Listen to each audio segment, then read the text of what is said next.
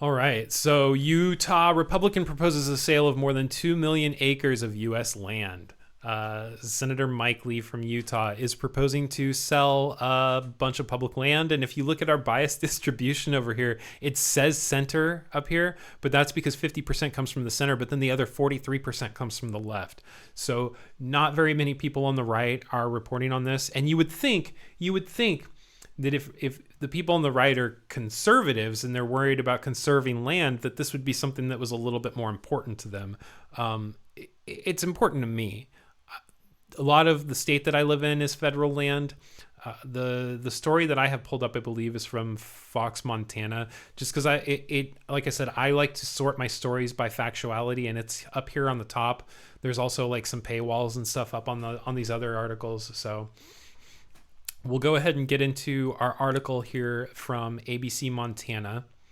And it says at the top here, Mike Lee brings back proposal to sell public land in Utah and other western states. Utah Senator Mike Lee is bringing back a proposal that would allow the federal government to sell off millions of acres of public land in Utah and other western states. Lee said it will open up underused federal land for housing and help communities manage growth. Opponents, including a number of Democrats in Congress and environmental groups, say it's an attempt to pay for tax cuts and warn it will jeopardize access to public lands. Yes. Excuse me. Introduced Wednesday evening, Lee's amendment to the congressional Republican budget bill, nicknamed the Big Beautiful Bill, renews an effort to initially spearheaded by Representative Celeste Malloy of Utah and Mark Amodei of Nevada that sought to dispose of 11,500 acres of Bureau of Land Management land in southwestern Utah and some 450,000 acres of federal land in Nevada. But Lee's proposal is much broader. Rather than earmark specific parcels of land for disposal like Malloy and Amodei's amendment, Lee wants to require the U.S. Department of Interior and the U.S. Department of Agriculture to sell off a percentage of land managed by the Forest Service and Bureau of Land Management. No. According to the amendment, both agencies would be required to dispose of between 0.5% to 0.75% of the land that they manage, which amounts to about 2.2 million to 3.3 million acres. State and local governments would be allowed to nominate parcels of land and would be granted priority to purchase. 11 states would be eligible: Alaska, Arizona, California, Colorado, Idaho, Nevada, New Mexico, Oregon, Utah, Washington, and Wyoming. Notably, Montana is exempt, and Montana Republican Representative Ryan Zinke was instrumental in sinking Malloy and Amodei's original proposal, stating that selling public land is a line he would not cross. Though the scope is much bigger, Lee's reasoning behind the proposal is the same as Malloy and Amodei's. Identify parcels of federal land near high-growth areas and sell them at market value to local governments to use for housing, water, infrastructure, roads, and other developments.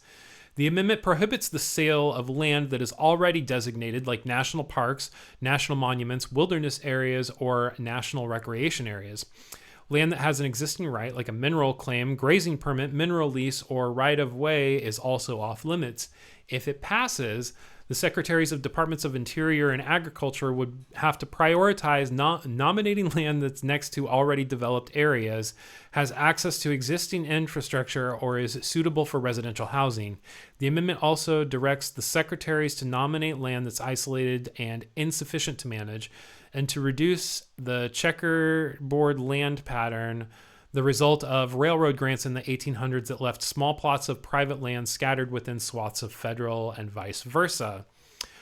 We're opening underused federal land to expand housing, support local developments, and get Washington, D.C. out of the way for the communities that are just trying to grow, Lee said in a video address. We're talking about isolated parcels that are difficult to manage and that are better suited for housing and infrastructure. To our hunters, anglers, and sportsmen, you will not lose access to the land you love. Is that like when they... Never mind. Washington has proven time and again it can't manage this land. This bill puts it in better hands. But that reasoning didn't fly for a number of environmental groups, including Southern Utah Wilderness Alliance, which called Lee's proposal an attempt to pay for tax cuts for the ultra-wealthy. Senator Lee's never-ending attack on public lands continue. His hostility stands in stark contrast with America's deep and abiding love for public lands. Senator Lee's plan puts Utah's Red Rock County in the crosshairs of uncheckered development, said Travis Hamill, Washington, D.C.'s director for the alliance. In Utah and the West, public lands are the envy of the country, but Senator Lee is willing to sacrifice the places where people recreate, where they hunt and fish, where they make a living. The Center for Western Priorities, a public land advocacy group, called Lee's amendment a shameless ploy to sell off pristine public lands for trophy homes and gated communities that will do nothing to address the affordable housing shortage in the West. The National Wildlife Federation dubbed it a fire sale that is orders of magnitude worse than Malloy's proposal.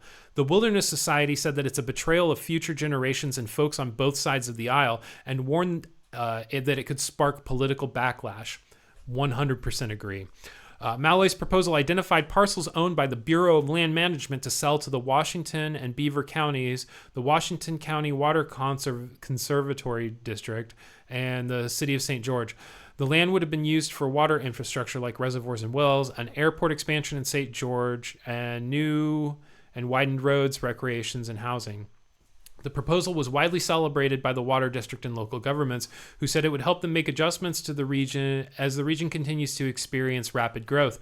But nearby tribes, environmentalists, and politicians from both sides of the aisle were skeptical. As they should be. We should never, ever, ever be giving away our public lands.